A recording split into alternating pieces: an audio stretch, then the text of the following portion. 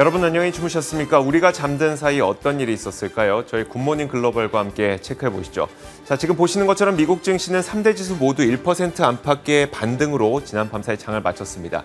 자, 그렇다면 성공적인 반등을 보였느냐? 사실 그것보다는 변동성 장세가 이어지고 있다고 보는 것이 훨씬 더 바람직할 것 같습니다. 그 이유는 여전히 미국의 부채 한도 협상은 이루어지지 않고 있는 상태고요. 재무부의 현금 고갈 시점은 2주 앞으로 다가오고 있죠. 여기에다가 에너지 가격 상승으로 인한 가스 대란 우려뿐만 아니라 만약에 이로 인해서 물가 상승이 또 가파르게 나타나게 된다면 어쩔 수 없이 테이퍼링이 좀 빨라지는 것 아니냐, 이런 우려들이 계속 산적해 있습니다. 여러 가지 불안 요인들이 산적해 있다 보니까 시장은 성공적인 반등보다는 변동성 장세가 계속 이어지고 있는 것으로 보는 게 맞을 것 같고요. 자, 이런 가운데서도 어쨌든 간에 빅테크 기업들이 시장 반등을 좀 주도했습니다. 더불어서 에너지 가격이 지속적인 상승세를 보이게 되자 에너지 관련주들도 올라가고 있고요. 또 어제 치료제가 나왔다는 소식도 있었죠. 그러다 보니까 항공이라든지 크루즈 관련 이런 리오프닝 관련주들도 시장 반등에 도움을 줬습니다. 자, 이외에도 다양한 시장 현상들이 있었는데요. 어떤 내용들이 있었는지 자세한 마감 시황은 전채린 앵커가 전해드리겠습니다. 네, 미국장 마감 상황 정리해드리도록 하겠습니다. 오늘 미증시에는 전일 크게 하락한 데 따른 반발 매수세가 잠겨가면서 3대 지수가 앞서 확인하셨다시피 일제히 상승으로 거래를 마쳤습니다.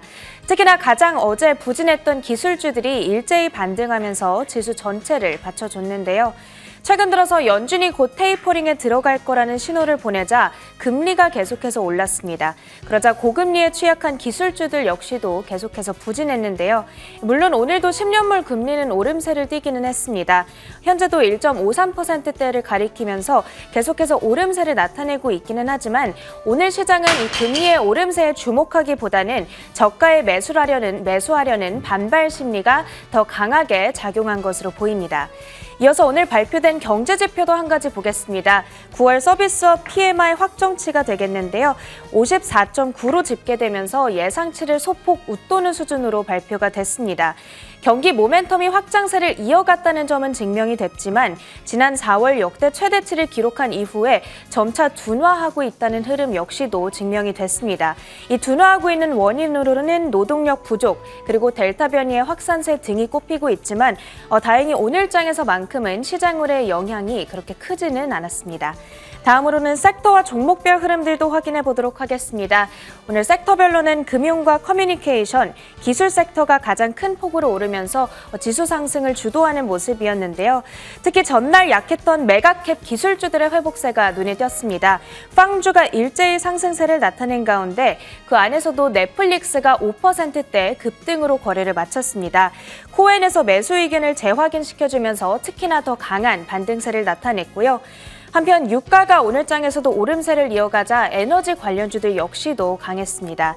쉐브론이 1%, 또 옥시덴탈 페트롤리움이 3% 상승권에서 거래 문을 닫았습니다. 경기 회복에 민감하게 반응하는 종목군들 역시 전반적으로 강했는데요. 크루즈 관련주들이라든지 항공주들, 소매기업, 그리고 은행이 포함됩니다. 노르웨이지언 크루즈라인이 1%, 웰스파고가 2% 상승권에서 거래를 마쳤습니다. 기타 특징주로는 전기 트럭 기업인 로즈타운을 꼽아봐야겠는데요.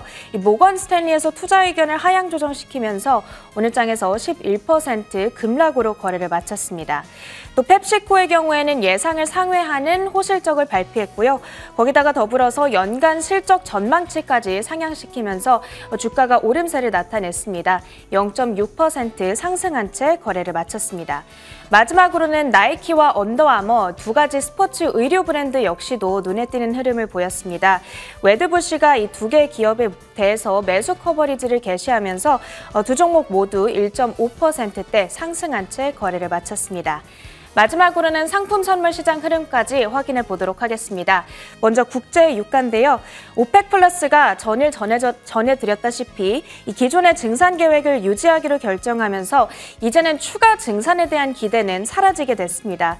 그러자 유가는 전일에 이어서 오늘도 상승세를 이어갔고요. 브렌트유는 3년 내 고점 부근, WTI 국제 유가는 7년 내 고점 부근까지 올라와 있는 수준입니다. 또 마지막으로 금 가격까지 확인해 보겠습니다. 금 가격은 반면 하락세를 나타냈는데요. 달러 인덱스가 오르자 금의 상대적인 투자 매력도가 떨어졌다라는 풀이가 전해지고 있습니다. 금 가격의 경우에는 이번 주 후반 발표되는 고용보고서 결과가 전해지기 전까지는 다소 변동성 장세를 보일 수 있겠다는 예상 나오고 있습니다. 이렇게 미국장 마감 상황 정리해드렸습니다.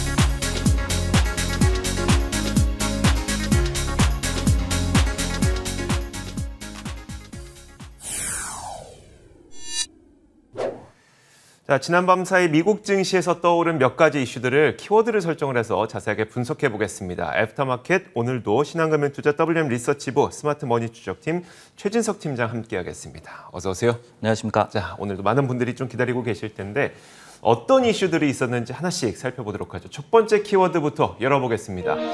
첫 번째 키워드는 바로 이겁니다. 옐런 장관의 얼굴이 보이고요. 2주도 안 남았다라는 키워드입니다. 옐런 장관이 이 말을 지난 밤사이 했죠. 2주도 안 남았다. 이제 9월도 그렇고요. 네. 또 10월 초에도 글로벌 금융시장의 변동성이 상당히 심합니다. 근데 이제 그 이유 중에 하나가 호재가 좀 부재하다 이런 얘기들도 많이 나오고 있고, 그리고 그 원인 중에 하나가 이제 미국 정치권에서 뭐 예산안이라든지 부채한도 상향이라든지 이런 이슈들이 좀 맞물려 있기 때문인데요. 관련해서 제닛 옐런 미 재무장관이 부채한도 상향이나 유예 데드라인이 10월 18일임을 다시 한번 좀 강조를 했습니다. 이날 CNBC와의 인터뷰에 나섰는데요.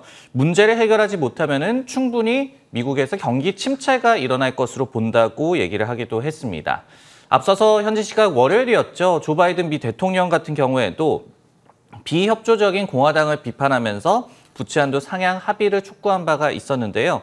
전문가들은 부채한도 상향에 실패하고, 그리고 잠재적으로 미국에서 채무 불이행이 일어날 경우에 금리가 급등하고 미국의 국가 신뢰도나 국채에 대한 신뢰도가 추락하며, 그리고 사회 보장과 관련한 예산을 집행하는 것이 좀 어려워질 것이다라고 경고한 바가 있습니다.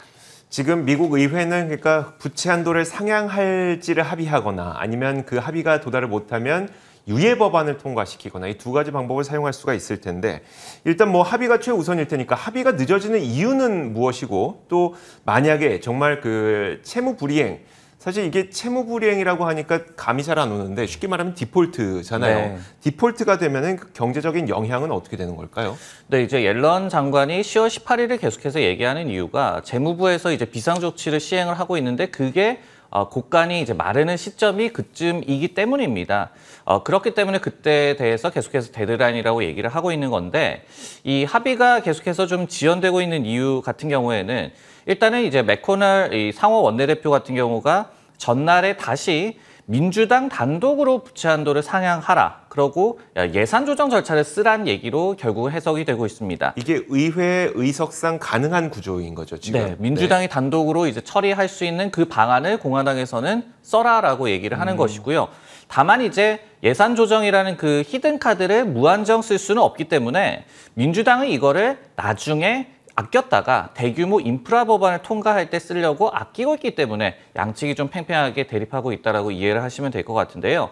이 디폴트 시에 그렇다면 경제 영향이 어떻게 될 것이냐? 무디스에서 전망을 하는 그런 수치가 있습니다. 미국에서 일자리가 600만 개 정도 사라질 것이다. 그리고 가계 부, 웰스라고 얘기를 하죠.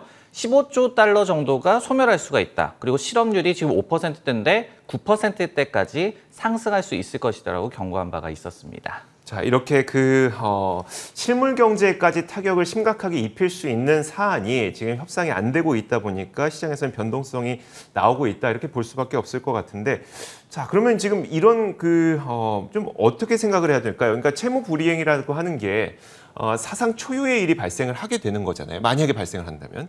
그럼 지금 이게 실제 발생 가능성이 높은 사안일까요? 아니면 과거에는 어떻게든 좀 유예를 통해서 계속 피해 왔을까요?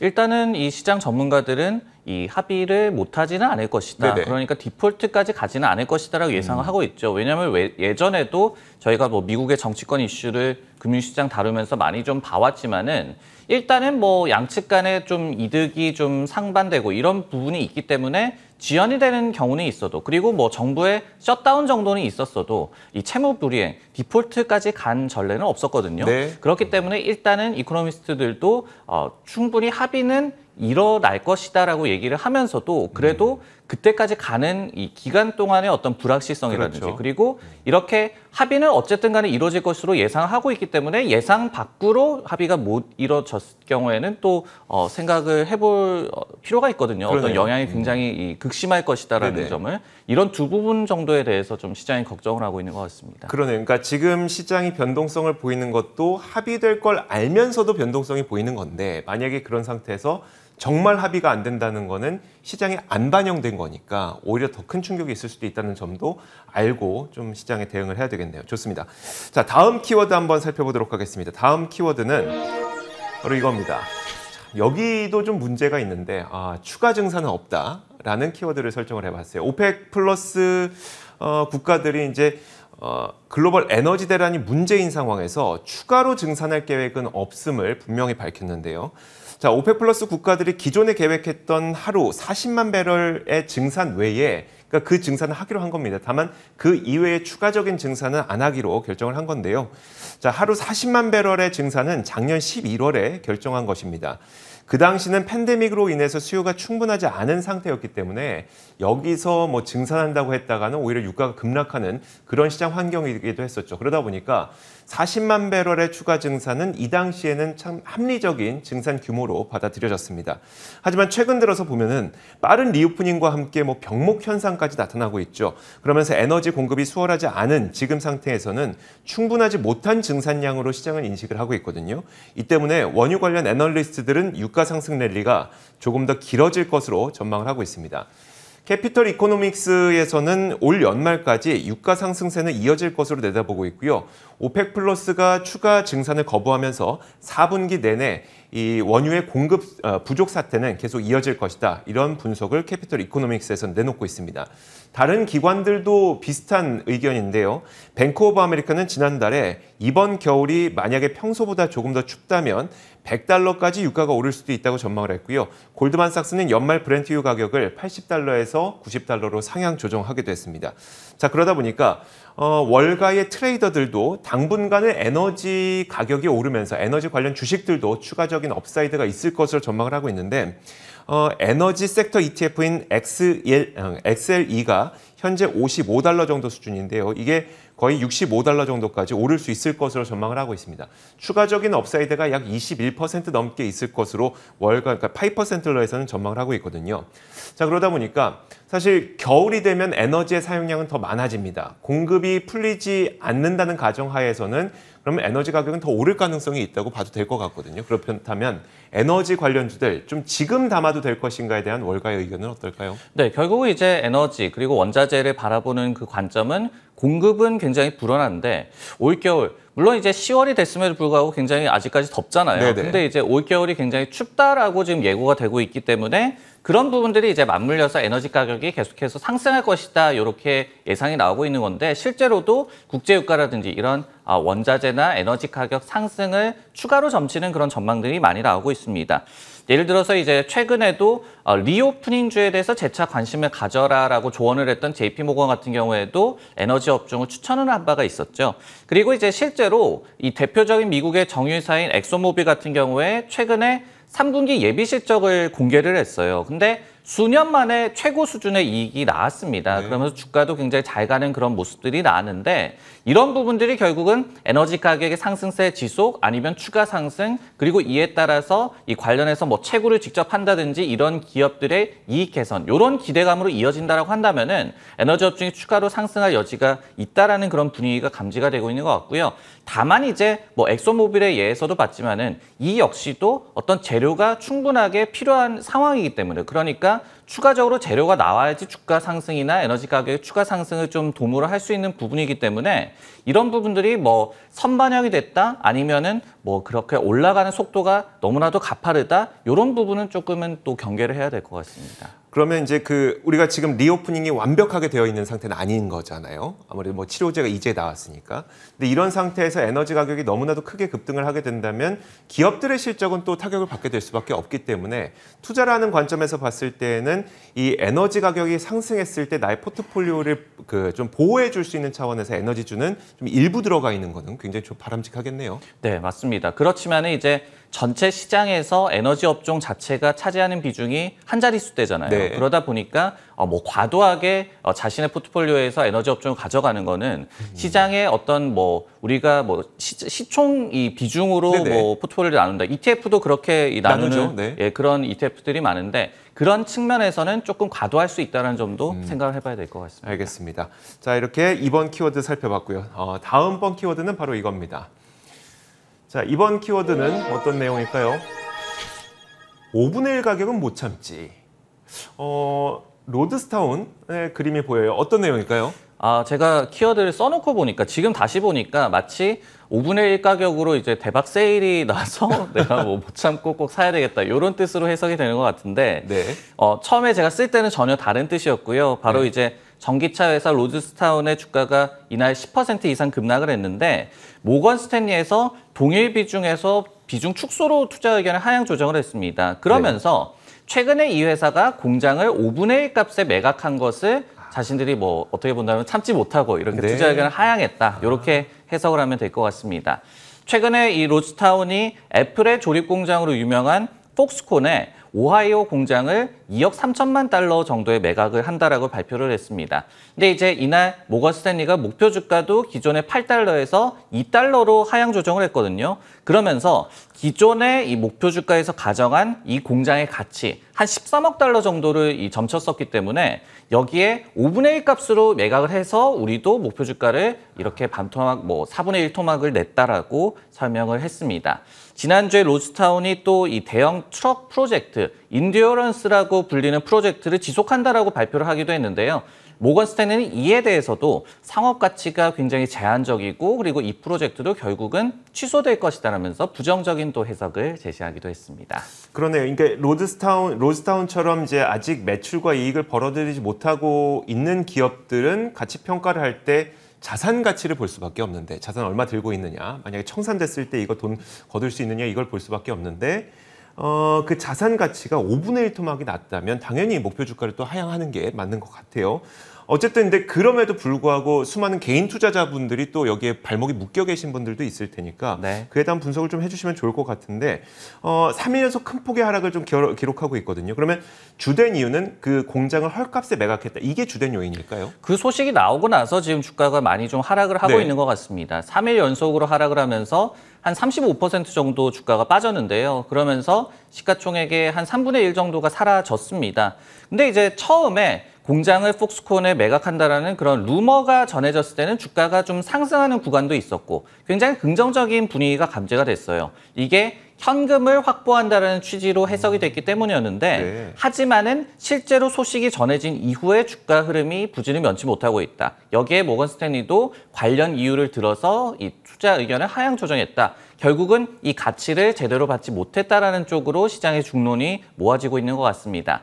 앞서 이제 현지 시각으로 10월 4일에 RBC 캐피털 마켓 역시도 매도 의견을 유지를 하면서 이 회사에 대해서 목표 주가 $5를 설정한 바가 있었거든요. 그렇기 때문에 당시도 20% 이상의 다운사이드를 점쳤다라고 보여지고 그리고 이번에 모건 스탠리의 목표 주가도 굉장히 많은 좀 다운사이드를 아직까지도 내다보고 있습니다. 물론 저희도 이제 투자자분들을 위해서 이 로즈타운이 회복됐으면 좋겠습니다만 어쨌든 지금 현재 월가의 분위기는 약간 그 목표 주가와 투자 의견을 하향 조정하는 분위기라는 점은 좀 알고 있어야 될 것 같습니다.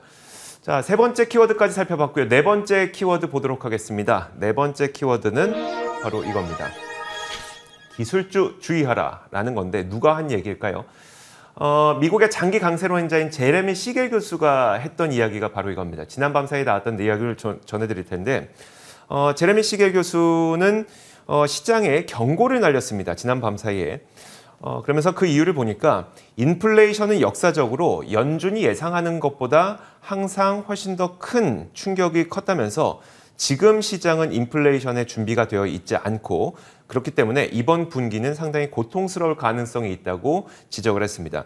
시겔 교수의 이번 경고는 제품 가격 상승이 갖고 있는 심각한 위험을 지적하고 있는 건데요. 그는 물가 상승이 어쩔 수 없이 연준으로 하여금 빠른 테이퍼링을 유도할 가능성이 있고 이렇게 된다면 시장은 그 유동성이 빠져나가는 것에 대해서 준비가 되어 있지 않기 때문에 시장이 받게 될 고통은 상당할 수 있다. 이런 지적을 내린 겁니다.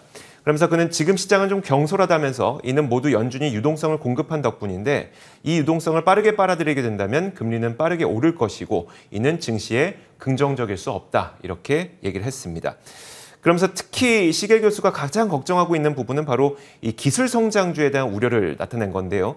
기술 성장주는 오랜 시간이 걸리는 것이라면서 그렇기 때문에 가치주로 투자자들의 시선은 쏠리게 될 것이다. 이렇게 전망을 했습니다. 그러면서 인플레이션이 발생할 경우 그동안 시장 대비 언더퍼폼했던 그런 섹터들이 주목을 받게 될 것으로 전망을 했는데 그 섹터가 바로 유틸리티라든지 아니면 필수 소비재 이런 섹터를 꼽았습니다. 결국 이들이 빛을 보게 될 것이라면서 또 한 가지로 덧붙인 말이 있었는데요. 금에 대해서도 긍정적인 시각을 보였습니다. 특히 금은 이 전통적인 인플레이션 해지 수단인데 비트코인 때문에 금 가격이 제값을 받지 못하고 있고 상대적으로 저평가되어 있다는 게 제레미 시겔 교수의 의견입니다. 그러면서 제레미 시겔 교수는 기술 성장주보다는 앞으로 가치주에 좀 시각이 쏠릴 것이고 이 가치주 가운데서도 유틸리티라든지 아니면 필수 소비재 여기에다가 인플레이션 해지 수단인 금까지 좀 관심권에 두고 있는 것으로 보이는데요. 자, 그러다 보니까 사실 개인 투자자분들은 또 기술주의 이 포트폴리오 비중이 클 수밖에 없잖아요. 이 기술주 투자자에 대한 조언은 어떤 게 있을까요? 그리고 또 기술주 투자에 대한 월가 시각도 좀 궁금해지고요. 네, 이제 우리나라 투자자들도 미국의 기술주가 많이 하락했을 때 QQQQ 그 네. 나스닥 그 2배 레버리지 하는 그렇죠. 거를 굉장히 많이 사죠. 네네. 그러다 보니까 이렇게 떨어졌을 때 과연 지금 담아야 되냐 아니면 더 피해야 되냐 이런 쪽으로 그리고 현지에서도 굉장히 좀 갑론을박이 있는 것 같습니다. 근데 이제 보는 관점에 따라서 결국은 달라질 것 같아요. 예를 들어서 JP모건 같은 경우에는 진즉에 약 한 9월 중순쯤에 기술주를 줄이고 리오프닝주를 담아라라고 조언을 한 바가 있고 그리고 지금까지는 그 같은 전망에 맞아떨어지는 시장의 흐름이 나오고 있습니다. 반면에 이제 웨드부시 같은 경우에는 최근에 어떤 기술주에 대한 매도세 그리고 하락세를 보고도 전날인가 이제 보고서를 냈어요. 그러면서 자신들은 기술주가 연말까지 최소 10% 정도 오른다는 입장에 변화가 없다라고 얘기를 했습니다. 그러면서 금리가 조금 올랐다고 해서 2조 달러 규모로 점쳐지는 이제 디지털 전환 모멘텀이 꺾이지는 않는다라고 얘기를 했고 그리고 일부 당겨 쓴 수요가 있기는 하겠지만은 빅테크 기업을 포함해서 클라우드 분야 그리고 사이버 보안, 5G 관련주 여전히 좀 유망하다라고 본 바가 있기 때문에 이런 다양한 의견을 좀 종합을 해서 자신들이 맞는 투자 성향이라든지 그런 부분에 맞춰서 대응을 하는 것이 가장 중요할 것 같습니다. 사실 어떻게 보면 JP모건의 의견도 기술주를 다 팔아버려라는 의견은 아니었었어요. 그러니까 기술주의 비중이 너무 높다 보니까 그렇게 된다면 시장이 어떻게 변하게 됐을 때 손쓸 방법이 없으니 비중을 좀 줄이고 그리고 리오프닝주를 담아라 이런 의견이었기 때문에 사실 그러니까 미묘하게 비슷한 것 같으면서도 약간 다른 것 같으면서도 그런 의견입니다. 어쨌든 이제 분산 투자가 굉장히 중요하다는 점을 두 기관은 모두에서 좀 주장을 하고 있는 바고 다만 그들이 보는 관점에서 리오프닝에 더 많은 비중을 두고 있느냐 아니면 웨드부시처럼 기술주에 더 많은 비중을 두고 있느냐 이 정도의 차이로 보시는 것이 더 나을 것 같습니다. 자, 지금까지 신한금융투자 WM 리서치부 스마트 머진 투자팀 최진석 팀장과 함께 이야기 나눠봤습니다. 고맙습니다.